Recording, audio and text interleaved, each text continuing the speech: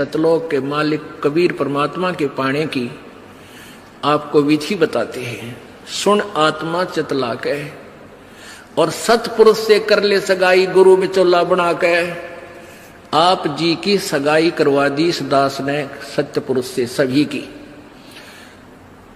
और सगाई होगी तो ब्याह भी होगा, और ब्याह होगा तो पति के घर भी जावांगे। और जिनका कितने सगाई ना कुछ सलसलाए नहीं है, वो तो कंवारी हैं, तो वो जाएंगी क्योंकि वो तो यहीं रह जाएंगी, अभी यहीं रहेंगी। हाँ, लेकिन सभी को चाहिए कि अपना इस तरह प्रोसीजर अपनावे, यानी गुरु की शरण में आवे, परमात्मा से संबंध जोड़े, नाता जोड़े।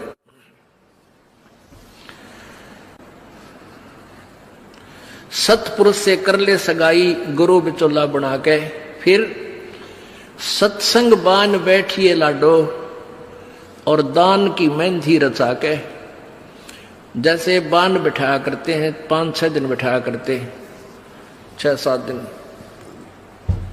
तो परमात्मा कहते हैं वहां वो तेल चढ़वाता है, वो बान नहीं, इस सत्संग रूपी बान में यहां बान बैठो, यहां आओ, ये राम नाम का तेल चढ़ावांगे आपके, और फिर आपका रंग रूप निकल जाएगा, यानी आपके अंदर परिवर्तन आएगा। तो क्या कहते हैं, सत्संग बान बैठिए लाडो और दान की मेहंदी रचा के। ये लाल हाथ करने से कोई लाभ नहीं है, इन हाथों की मेहंदी दान है। 2 पैसे अपनी कमाई में 10वां अंश गुरु को दीजिए और जीवन जन्म सफल कर लीजिए। और 5 गहने पैर सुहागन, शील, संतोष, विवेक, दया, आधीनी, विनम्रता, और सतनाम की बिंदी लाके, जैसे टिक्की लगाते हैं, कहते हैं तेरा मूल मंत्र ये सतनाम हो, ये सच्चा नाम 2 अक्षर का जिसमें एक ओम और एक तत् है, ये त्रिबिंदी हो, यानी तेरा ये खास सबसे पहले दिखाई दे कि ये सतनाम उपासी है। आत्मा परमात्मा को जब प्यारा लगेगा तू जब स्वीकार करेगा। और फिर क्या कहते हैं, प्रेम की लाली ला कै सुरता क्यों ना पति रिझावे है। ये लाल ओठ करने से कोई लाभ नहीं है, ये तो मूर्खा के काम है। पहले कोई भी ऐसी क्रिया अच्छे घरों की बहन बेटियां नहीं करते थे। इस नकली सी सिनेमा ने, इन टेलीविजनों ने ऐसा भट्ठा बैठा दिया कि सबको एक सत्र पर गली में ला खड़ा किया। गांव घर में ब्याह होता है, पहले कंजरी नाचा करती, हिजड़े नाचा करती, ये वैश्याएं नाचा करती थी। अब बहु अच्छे घरों की बहु बेटियां सरेआम गली में डांस करती हैं, ऐसा बूंदा लाल थोपड़ा करके। तो क्या ये अच्छे कर्म है? ये नहीं करना चाहिए। एक सब बच्चा से रहना चाहिए, हमने हम इंसान है। वो तो एक समाज का जो बिगड़ा हुआ रूप होता था, वो इस तरह की बकवादें किया करते थे। तो ज्ञानहीनता, मर्यादाहीनता, निर्लज्जता इतनी बढ़ गई समाज में, इसको भी अब सेट करना है। तो कहते हैं प्रेम की लाली ला के, प्यार तो बोला सब बान भाइयां थे, सभी भक्तों से, समाज में वो भी कोई बगैर उपदेशी भी रिश्तेदार है, सबसे मृदु भाषा से प्रयोग करे, मीठा बोला है, प्यारा बोला है, ये तेरी लाली है, ये तेरे होठों की शोभा है।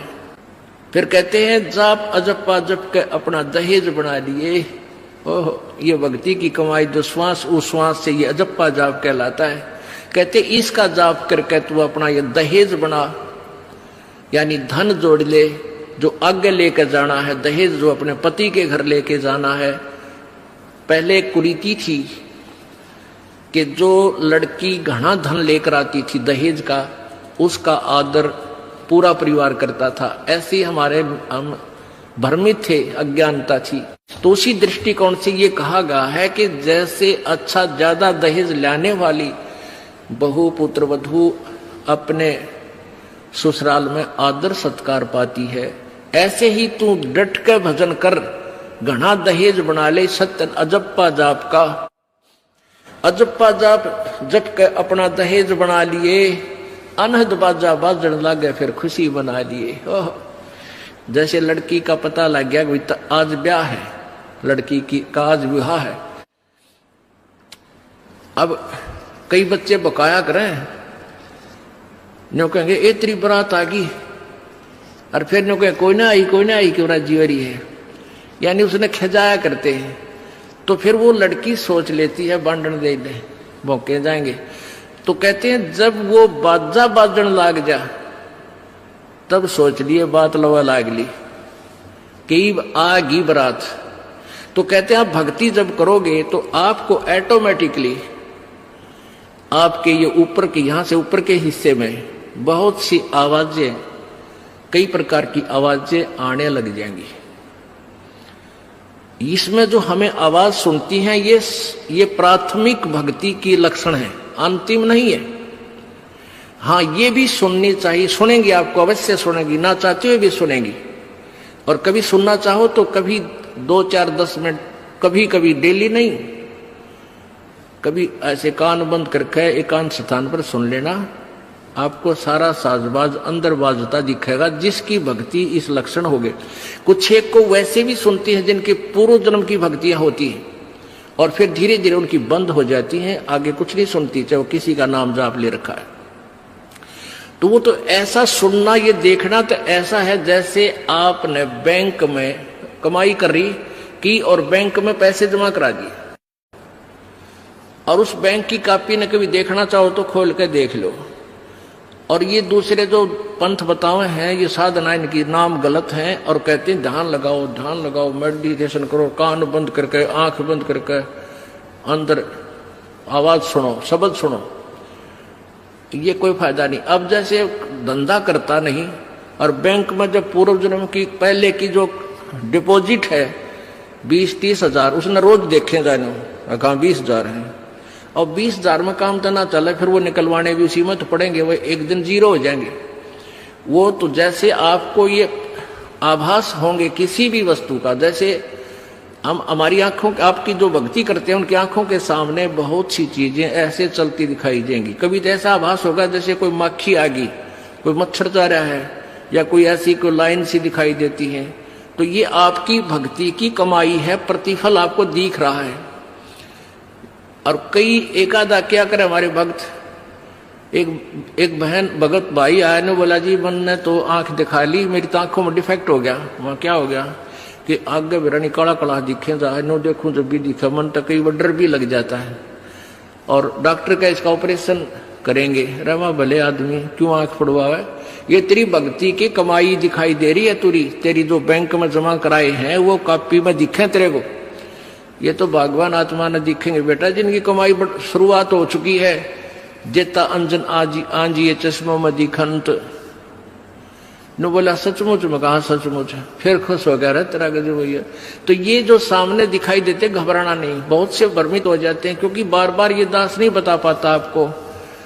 तो प्रत्येक सत्संग में आओगे तो कभी ना कभी हर पहलू पर विचार विमर्श दिया जाता है।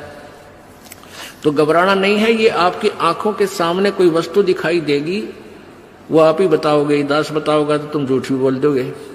तो वो आपकी जितनी कमाई है वो अपने आप बढ़ती जा रही है, उसका लेवल बता रहा है। तो ऐसे अंदर आवाजें आएंगी, कई प्रकार की आएंगी, और उनमें से एक न्यारी आवाज आएगी, एक मुरली की आवाज आएगी। और वो मुरली, वो आवाज जो है, जो इसमें पिंड में जो आएगी वो यहीं तक की है, ये महास्वर्ग तक की है। और जो वास्तविक धुन, वास्तविक जो आवाज है वो इस अंड और पिंड से पार है, वो सतलोक में है। वो वहां जाकर आपको वो बात बाहर सुनाई देगी। यानी इस शरीर से एक जब आत्मा भक्ति से परिपूर्ण हो जाती है तो इस शरीर से बाहर भी हो जाती है। तो उसको सुनने के लिए ऐसी स्थिति आ जाएगी अपने आप, जैसे आपका शरीर यहां बाहर खड़े हो गए, और फिर वो आवाज आपको उस सूक्ष्म शरीर के माध्यम से सीधा कनेक्शन उस सतलोक से हो जाता है। वो परले पार वाली मुरली आवाज, वो धुन, वो झनकार अलग से सुनाई देती है। फिर सेकंड के बाद आप उसी शरीर में होते, आपको पता भी नहीं कि मैं बाहर गया या अंदर ही था। वो बहुत बाद में जाकर बहुत लेटेस्ट स्टेज पे ऐसा होगा, पर ऐसा हो या ना हो, आप जैसे दास बताओ, ये खुराक खाते रहो, रोग कटेगा, ये साधना करते रहो। तो क्या बताया है, जाप अजप्पा जप के अपना दहेज बना लिए, और ये अनहद बाजा बाजन लागे फिर खुशी मना लिए। फिर मान लिए खान तेरी भक्ति चल पड़ी, निकट लागली बात आगे लेने, यानी बरात आगी। आवे बिरहा कबीर लेने, खुश होकर चालिए, और प्रेम की बारिश होने लागे फिर मलमल नहा दिए। जैसे आपने कल सुना था, बिना प्रेम पावे नहीं चे करोड़ समाधि ला। होय होय। जैसे सूरज के आगे बदरा ऐसे कर्म छयारे, प्रेम की पवन करे चित मंजन झलके तेज नयारे। प्रेम की पवन, परमात्मा के प्रति इतना प्यार उमड़ उमड़ का अब आपके हृदय में रह रह के जरा सी बात मालिक की चले आंखें भरे आऊं आपकी, कुछ दिन में ऐसी सचिथी आ जाएगी। तो ये प्रेम की पवन चलेगी। जैसे सूरज के आगे बादल होते हैं तो सूर्य का प्रकाश निष्क्रिय हो जाता है, और जब हवा तेज चलती है बादलों को इधर उधर फेंक देती है तो सूर्य का प्रकाश ज्यों का तो सामने चमक रहा होता है। ऐसे परमात्मा और अपने बीच में, आत्मा के बीच में पाप कर्मों का गरावा यानी बादल छाया हुआ है। इस प्रेम की यानी सब भक्ति जो क्रिया आपकी होंगी, दान करता आदमी को इतनी खुशी होती है उस दिन कोई ठिकाना नहीं। और 10 रुपए चोरी कर ले, आत्मा खुश नहीं हो सकती, चाहे 20 लाख चोरी कर ले। और 10 रुपए, 20 रुपए, 1000 रुपए, 2000 रुपए आप दान करने की चेष्टा करते हो, पहले उमंग भर लेती है, और दान करे पाछो तो न्यारी खुशी होती है। तो ये तो क्या बताते हैं, ऐसे जो सब क्रियाएं आपसे कराई जा रही हैं, इनका उद्देश्य है कि आप में इतनी विनम्रता, इतना प्योर हार्टेड हो जाओ आप कि मालिक के प्रति जरा सी भी चर्चा चला आँखों में पानी आने लग जा, गदगद हो जा। कहते हैं प्रेम की पवन करे चित मंजन फिर झलके तेज नयारे। तो यहां क्या बताया कि प्रेम की बारिश होने लगे फिर मलमल नहा लिए, यानी ये लक्षण बता रहे हैं एक भक्त में रह रहकर ऐसे लक्षण आ जाएंगे। एक बुढ़ा आवे मेरे पास, नाम ले रखा उन्होंने साल भर से। वो कहता है जी मैं नाम जपन लागू, मैं रोन लग जाऊं, मेरा रोना बंद कर दिया। राम तो रोना शुरू करवावा तो बंद करवाना है, ये तेरे भाग जा गिरे भले आदमी, नो कहना शर्म आवे, लोग नो कहीं अच्छा आदमी नाम लेने लगे तो माई लोग की सुनेगा तुम्हारी सुनेगा, नो बता। तो इसे ओपन कर्मी प्राणी है, बुढ़ा आदमी 65 साल का होगा, भगवान का नाम मिल गया, पिछले संस्कार से ही होता सारा कुछ। और ईब नो कह नाम लेने लग गो, मैं तो रोने लग जाऊं। अरे तेरा जी भगवान ये सब ने देसा रोना हमारे भगता ने, आँखें पानी आवे, मालिक की चर्चा हो, ना द्वेष हो, ना राग उठे, ना कोई चोरी करने जी करे, ना कोई जारी करने जी करे, ना बुराई मन में आवे, ये ऐसा जो धुन लग जा। फिर कहते हैं सार शब्द का सुरमा गा लिए, जब पति न भावे। सार शब्द यानी जो असली मंत्र आपको दिया जाएगा वो सुरमे जैसा होगा, वो एक न्यारी आपकी जो है ना पहचान बनेगी, उस पर न्यारी जो है ना अलग से आपकी एक और सुंदरता बनेगी, यानी परमात्मा को आप और उस मंत्र सहित और अच्छे लगोगे जिनके पास ये तीनों मंत्र होंगे। कहने का भाव ये, आदिन्नी की मांग बरा ले तो चलिए नाड़ झुका के, विनम्रता, अभिमान खत्म हो, विनम्रता आवे, और सबके साथ प्यार से बोले, आकड़ नहीं पाड़े, ये लक्षण हो जाने चाहिए आपके अंदर। आदिन्नी की मांग बरा ले, ये जो मांग आप सिंदूर डालते हैं ये आदिन्नी तेरी मांग है, और चलिए नाड़ झुका के, यानी नम्रता से रहना, नाड़ झुका के चलना, नम्रता से पेश आना। और संत समागम बरात तरीतन ले जावेगा ब्याह के। अब ये सत्संग रूपी बारात है, आत्मा को यहीं से श्रृंगारा जाता है, यहीं से इसको तैयार किया जाता है, ज्ञान सुनाया जाता है। तो ये परमात्मा, सत्संग आने वाली आत्मा ही परमात्मा के पास जाएगी, यानी ये बरात वाले ही, बरात ही समझो उस मालिक की है। संत समागम बरात तरीतन ले जावेगा ब्याह के, सुरत नृत है डोली तेरी। सुरत और नृत ये आत्मा इनके साथ चलेगी, और बैठ सुन शिखर में जाकर यानी सतलोक में जाकर बैठ गया। और मकर तार का खेल कांगना अलल ध्यान दचा के। अब कांगना खेलते हैं ना, जैसे यहाँ एक मोटा बांध जा, दूसरा मोटा बांध जा रहा नाला, और कई गांठ ला जाए, फिर नो कहेंगे वो देवर खोल लगा इसने, कांगना खेल रहेंगे ना खुल जा, उबरण के फंड होया करना लंबा चौड़ा सिस्टम। तो परमात्मा कहते हैं अब मकर तार का खेल कांगना, छूट ना जा आते हैं, छूट गया वो हार जाएगा। तो उस मकर तार का ऊपर से जब आत्मा यहां से चलेगी, परमात्मा कई तरीके से इसको कहीं किसी स्थान पर किस तरीके से आपने जाना है, तो आप कभी एक आध बार कभी ध्यान वैसे ही कुदरती लग जाता है, बैठ जाते हैं, कभी आंखें खुली है तो भी बंद हो जाती हैं। और कई बार ऐसा होगा कि एक मकड़ी के तार जैसा आपको लंबा स्ट्रेट बहुत, उसका कोई और छोर आप नहीं देख सकोगे, ऐसा तार सा नजर आएगा, उसको मकर तार कहते हैं। उसके साथ लग के आत्मा जैसे मकड़ी उस तार को पकड़कर ऊपर चढ़ जाती है, ऐसे वो मकर तार का आपको दिखाई देगा जब चलेगी यहां से आत्मा संसार छोड़ के, तो एक मकर तार का मार्ग आपको मिलेगा, उसके साथ चलना, उसको छोड़ना नहीं तो उधर नहीं जाना, नहीं तो मार खा जाएगी। तो ऐसे ही वो कांगड़ा खेलते हैं, जब दोनों और दाव लगा देते हैं, तू खोल गया तो तू हार गया, हारगी, तो ऐसे अपने अपनी जबरदस्ती से उसको पकड़ लेना है उस मकर तार के, उस मकर तार को। मकर तार माने मकड़ी का तार। ऐसा एक रास्ते में आपको ये गाइडलाइन होगी कि इसके साथ साथ चल, भ्रमित ना होना सतलोक जाने के लिए। वो कुछ समय कुछ स्थान तक मकर तार है, उसके बाद फिर परमात्मा का अलग से मार्ग है। सुरत नृत्य है डोली तेरी, बैठ सुन शिखर में जाके, मकर तार का खेल कांगना अल्लल ध्यान दे जाके। ओए होए, एक एक वाणी का आधा हिस्सा भी इतना जबरदस्त भर रखा भगवान ने। अब अलल पंख, अल्लल ध्यान दचा के, एक अलल पक्षी होता है, उसको अनल भी बोलते हैं। अनल, अनल माने वायु, यानी वो आकाश वायु में ही रहता है, ऊपर नीचे नहीं आता।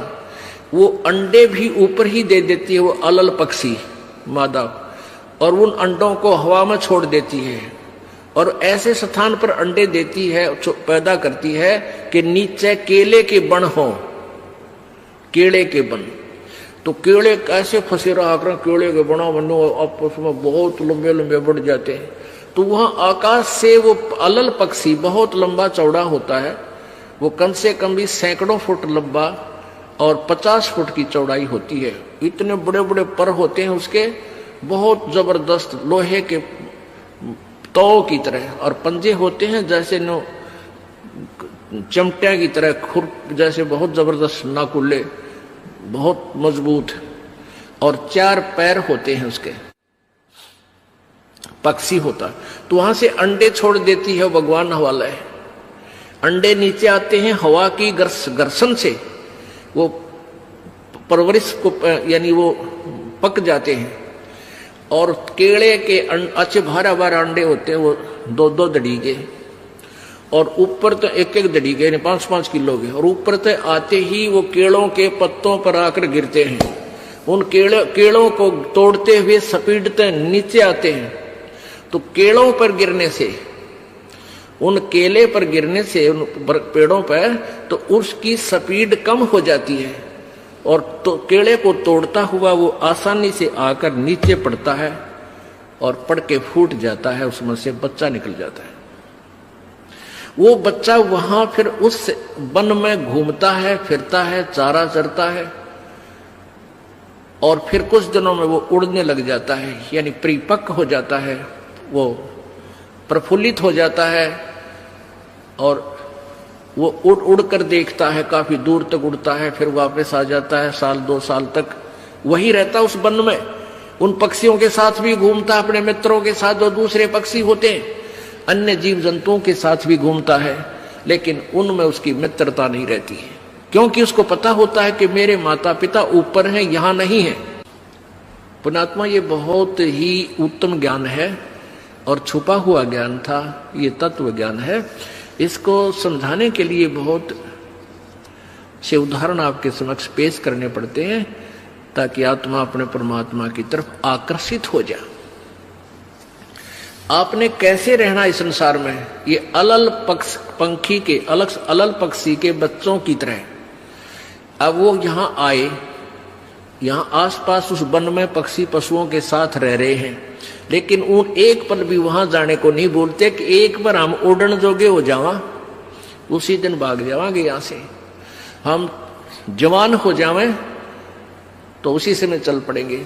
तो जब वो युवा हो जाते हैं और खूब उड़ने योग्य हो जाते हैं तो चलते समय कहते हैं 5 हाथियों को वो पक्षी, अलल पक्षी ऐसे लटका, क्योंकि उन केड़ों के वन में हाथी के भी झुंड के झुंड होते हैं, वहां होते थे पहले समय में, तब बने ना रहे, तो वहां झुंड के झुंड हाथी होते हैं, नो एक दूसरे के सट कर चला कर सैकड़ों की संख्या में, कई झुंड।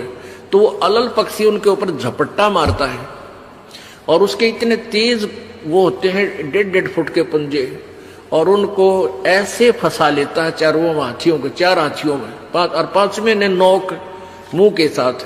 कहते 5 हाथियों को उठाकर वो अलल पक्षी आकाश में चला जाता है अपने माता पिता के पास, और फिर उनका आहार लेकर जाता है, वो आहार उससे उनसे करते हैं।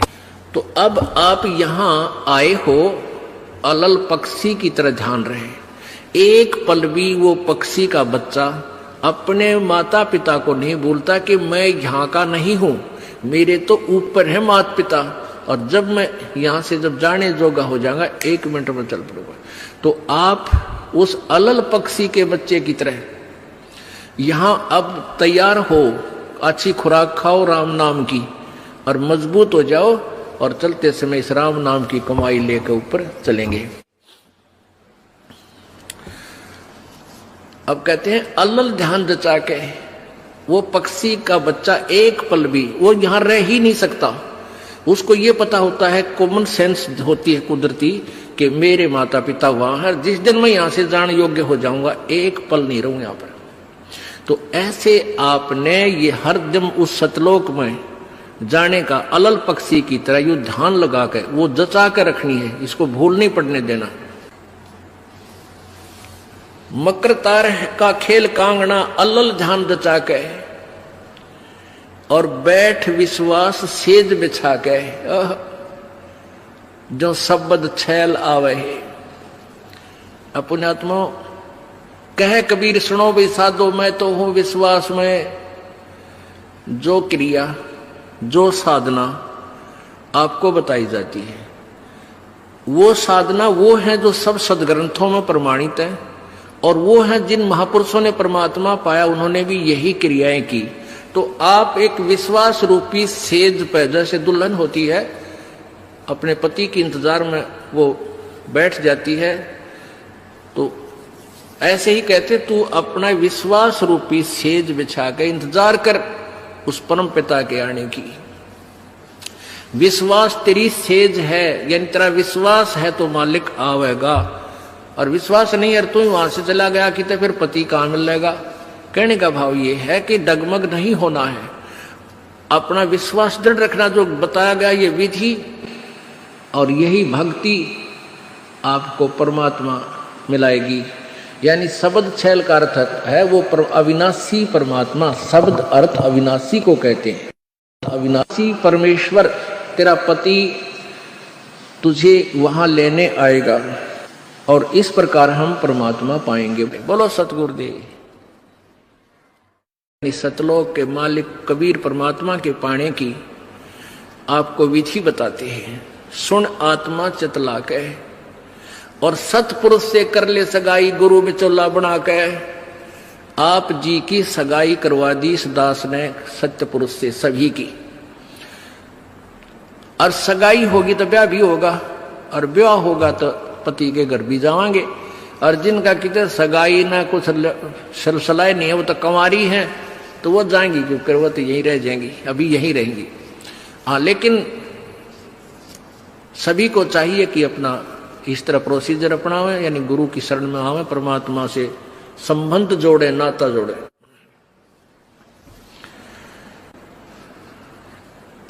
सतपुरुष से कर ले सगाई गुरु बिचौला बना के, फिर सत्संग बान बैठिए लाडो और दान की मेहंदी रचा के। जैसे बान बिठाया करते हैं, 5-6 दिन बिठाया करते, 6-7 दिन, तो परमात्मा कहते हैं वहां वो तेल चढ़वाता है, वो बान नहीं, इस सत्संग रूपी बान में यहां बान बैठो, यहां आओ, ये राम नाम का तेल चढ़ावांगे आपके, और फिर आपका रंग रूप निकल जाएगा, यानी आपके अंदर परिवर्तन आएगा। तो क्या कहते हैं, सत्संग बान बैठिए लाडो और दान की मेहंदी रचा के।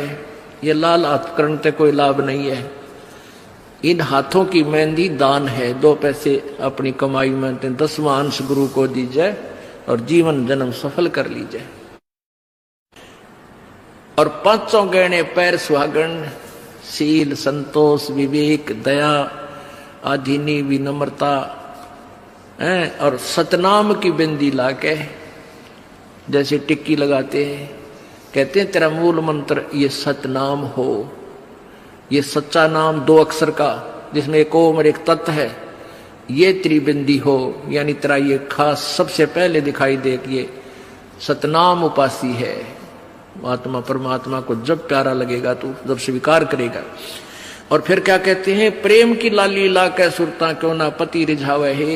ये लाल ओठ करने से कोई लाभ नहीं है, ये तो मूर्खा के काम है। पहले कोई भी ऐसी क्रिया अच्छे घरों की बहन बेटियां नहीं करते थे। इस नकली सी सिनेमा ने, इन टेलीविजनों ने ऐसा भट्ठा बैठा दिया कि सबको एक सत्र पर गली में ला खड़ा किया। गांव घर में ब्याह होता है, पहले कंजरी नाचा करती, हिजड़े नाचा करती, ये वैसाएं नाचा करती थी। अब बहु अच्छे घरों की बहु बेटियां सरेआम गली में डांस करती हैं, ऐसा बूंदा लाल थोपड़ा करके। तो क्या ये अच्छे कर्म है? ये नहीं करना चाहिए। एक सब बच्चा से रहना चाहिए, हम इंसान है। वो तो एक समाज का जो बिगड़ा हुआ रूप होता था, वो इस तरह की बकवादें किया करते थे। तो ज्ञानहीनता, मर्यादाहीनता, निर्लज्जता इतनी बढ़ गई समाज में, इसको भी अब सेट करना है। तो कहते हैं प्रेम की लाली ला के, प्यार तो बोला सब बान भाइयां थे, सभी भक्तों से, समाज में वो भी कोई बगैर उपदेशी भी रिश्तेदार है, सबसे मृदु भाषा से प्रयोग करे, मीठा बोले, प्यारा बोले, ये तेरी लाली है, ये तेरे होठों की शोभा है। फिर कहते हैं जाप अजप्पा जप के अपना दहेज बना लिए। ओह, ये भक्ति की कमाई जो श्वास उश्वास से ये अजप्पा जाप कहलाता है। कहते इसका जाप करके तू अपना ये दहेज बना, यानी धन जोड़ ले, जो आगे लेकर जाना है, दहेज जो अपने पति के घर लेके जाना है। पहले कुरीति थी कि जो लड़की घना धन लेकर आती थी दहेज का, उसका आदर पूरा परिवार करता था। ऐसे हमारे हम भ्रमित थे, अज्ञानता थी। तो उसी दृष्टिकोण से ये कहा गया है कि जैसे अच्छा ज्यादा दहेज लाने वाली बहु पुत्र वधू अपने ससुराल में आदर सत्कार पाती है, ऐसे ही तू डट के भजन कर, घना दहेज बना ले। सत्य अजप्पा जाप का, अजप्पा जाप जप के अपना दहेज बना लिए, अनहद बाजा बाजन लागे फिर खुशी बना लिए। ओह, जैसे लड़की का पता लग गया कि आज ब्याह है, लड़की की का आज विवाह है। अब कई बच्चे बकाया करें, न्यों कहेंगे ए तेरी बरात आ गई, और फिर न्यों कहें कोई ना आई क्यों ना जीवरी है, यानी उसने खिजाया करते हैं। तो फिर वो लड़की सोच लेती है बांधन दे दे, मौके जाएंगे। तो कहते हैं जब वो बाजा बाजन लाग जा, तब सोच लिए बात लवा लाग ली कि आगी बरात। तो कहते हैं आप भक्ति जब करोगे तो आपको ऑटोमेटिकली आपके ये ऊपर के, यहां से ऊपर के हिस्से में बहुत सी आवाजें, कई प्रकार की आवाजें आने लग जाएंगी। इसमें जो हमें आवाज सुनती हैं ये प्राथमिक भक्ति की लक्षण है, अंतिम नहीं है। हाँ, ये भी सुननी चाहिए, सुनेंगी, आपको अवश्य सुनेंगी, ना चाहते हुए भी सुनेंगी। और कभी सुनना चाहो तो कभी 2, 4, 10 मिनट, कभी कभी डेली नहीं, कभी ऐसे कान बंद करके एकांत स्थान पर सुन लेना। आपको सारा साजबाज अंदर बाजता दिखेगा, जिसकी भक्ति इस लक्षण हो गए। कुछ एक को वैसे भी सुनती है जिनके पूर्व जन्म की भक्तियां होती हैं, और फिर धीरे धीरे उनकी बंद हो जाती हैं, आगे कुछ नहीं सुनती, चाहे वो किसी का नाम जाप ले रखा है। तो वो तो ऐसा सुनना, ये देखना तो ऐसा है जैसे आपने बैंक में कमाई कर रही की और बैंक में पैसे जमा करा दिए, और उस बैंक की कॉपी ने कभी देखना चाहो तो खोल के देख लो। और ये दूसरे जो पंथ बतावे हैं, ये साधना, इनकी नाम गलत हैं, और कहते हैं ध्यान लगाओ, ध्यान लगाओ, मेडिटेशन करो, कान बंद करके, आंख बंद करके, अंदर आवाज सुनो, शब्द सुनो। ये कोई फायदा नहीं। अब जैसे धंधा करता नहीं, और बैंक में जब पूर्व जन्म की पहले की जो डिपॉजिट है 20-30 हजार, उसने रोज देखे जाने, कहा 20,000 है, और 20,000 में काम तो ना चले, फिर वो निकलवाने भी उसी में तो पड़ेंगे, वो एक दिन जीरो हो जाएंगे। वो तो जैसे आपको ये आभास होंगे किसी भी वस्तु का, जैसे हम हमारी आंखों, आपकी जो भक्ति करते हैं उनकी आंखों के सामने बहुत सी चीजें ऐसे चलती दिखाई देंगी। कभी तो ऐसा आभास होगा जैसे कोई मक्खी आ गई, कोई मच्छर जा रहा है, या कोई ऐसी कोई लाइन सी दिखाई देती है। तो ये आपकी भक्ति की कमाई है, प्रतिफल आपको दिख रहा है। और कई एकादा क्या करे हमारे भक्त, एक बहन भगत भाई आया ने बोला जी मैंने तो आंख दिखा ली, मेरी तो आंखों में डिफेक्ट हो गया। वहां क्या हो गया कि आगे बिरानी काला काला दिखे जाए, नो देखूं जब भी दिखा, मन तो कई बार डर भी लग जाता है।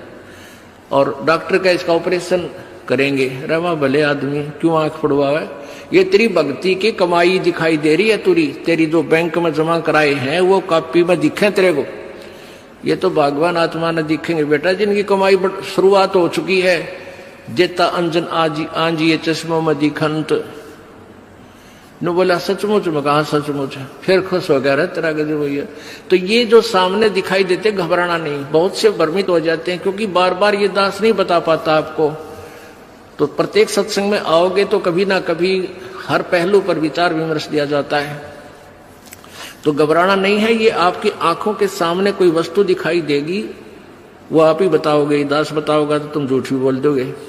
तो वो आपकी जितनी कमाई है वो अपने आप बढ़ती जा रही है, उसका लेवल बता रहा है। तो ऐसे अंदर आवाजें आएंगी, कई प्रकार की आएंगी, और उनमें से एक न्यारी आवाज आएगी, एक मुरली की आवाज आएगी। और वो मुरली, वो आवाज जो है, जो इसमें पिंड में जो आएगी, वो यहीं तक की है, ये महास्वर्ग तक की है। और जो वास्तविक धुन, वास्तविक जो आवाज है, वो इस अंड और पिंड से पार है, वो सतलोक में है। वो वहां जाकर आपको वो बात बाहर सुनाई देगी। यानी इस शरीर से एक जब आत्मा भक्ति से परिपूर्ण हो जाती है तो इस शरीर से बाहर भी हो जाती है। तो उसको सुनने के लिए ऐसी सचिथी आ जाएगी अपने आप, जैसे आपका शरीर यहां बाहर खड़े हो गए, और फिर वो आवाज आपको उस सूक्ष्म शरीर के माध्यम से सीधा कनेक्शन उस सतलोक से हो जाता है। वो परले पार वाली मुरली आवाज, वो धुन, वो झनकार अलग से सुनाई देती है। फिर सेकंड के बाद आप उसी शरीर में होते, आपको पता भी नहीं कि मैं बाहर गया या अंदर ही था।